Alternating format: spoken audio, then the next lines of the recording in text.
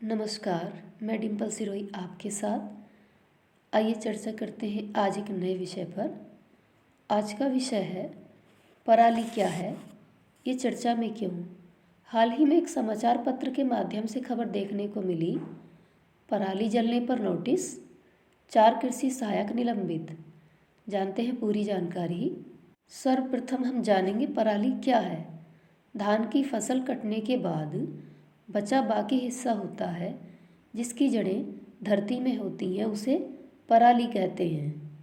फसल कटने के बाद इस बाकी बचे हिस्से को किसान खेत में ही जला देते हैं, जिससे कई प्रकार की हानियाँ होती हैं जिनकी हम चर्चा करेंगे।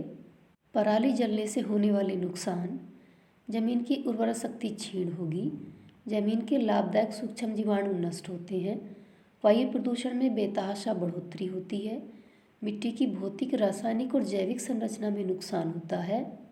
खेत में पराली जलाने से वायु प्रदूषण होता है, जिससे मौसमी घटनाओं पर नकारात्मक रूप से प्रभाव पड़ता है।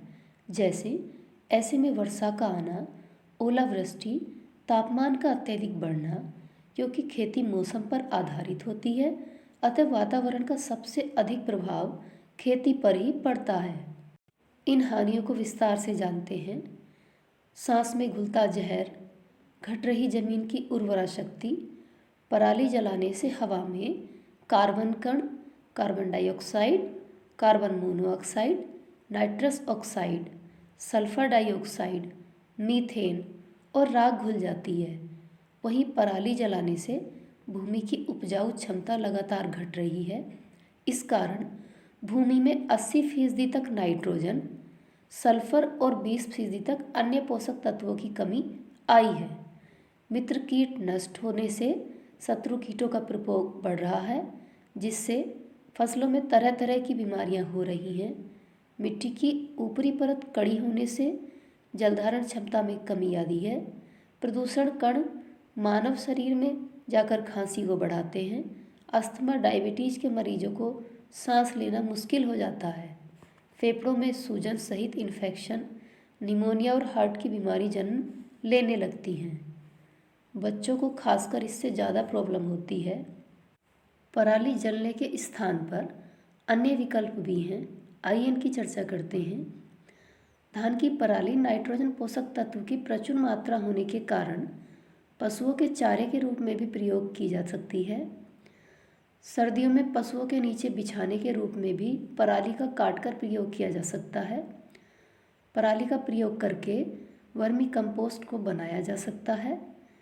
आइए जानते हैं खेत के अंदर क्या विकल्प हैं। पराली का खेत में मल्चर के प्रयोग द्वारा सड़ा सकते हैं, जिससे खेत की उर्वरता में वृद्धि होती है। खेत में पराली और यूरिया का प्रयोग करके भी गलाया जा सकता है। वेस्ट डीकम्पोजर का प्रयोग करके भी पराली को खेत में गलाया जा सकता है।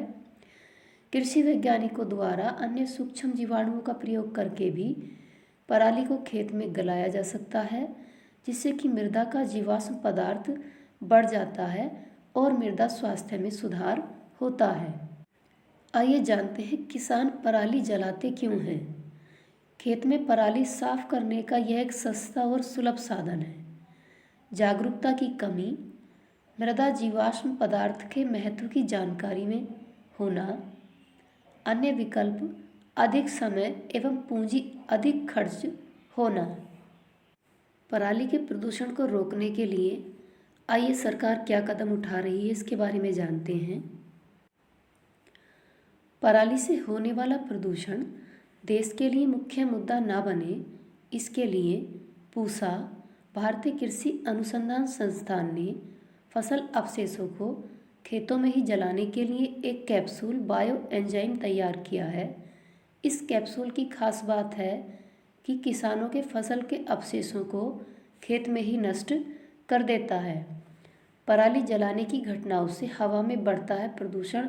फसल अवशेषों को बढ़ाने के लिए पूसा ने तैयार किया बायो एंजाइम। उत्तर भारत के लिए काफ़ी समय से पराली जलाना मुख्य समस्या बनी हुई है। हर साल पराली जलाने की घटनाएं दिल्ली एनसीआर में हवा की गुणवत्ता में गिरावट लाने के साथ वायु प्रदूषण बढ़ाती हैं। इस बीच अब खरीफ फसल की कटाई होनी है, लेकिन इस बार सरकार पहले से तैयार है कि किसान भाई खेतों में पराली न जलाकर कोई वैकल्पिक व्यवस्था अपनाएं। इसके लिए पराली निस्तारण यंत्रों पर अनुदान समेत कई योजनाएं भी चलाई जा रही हैं।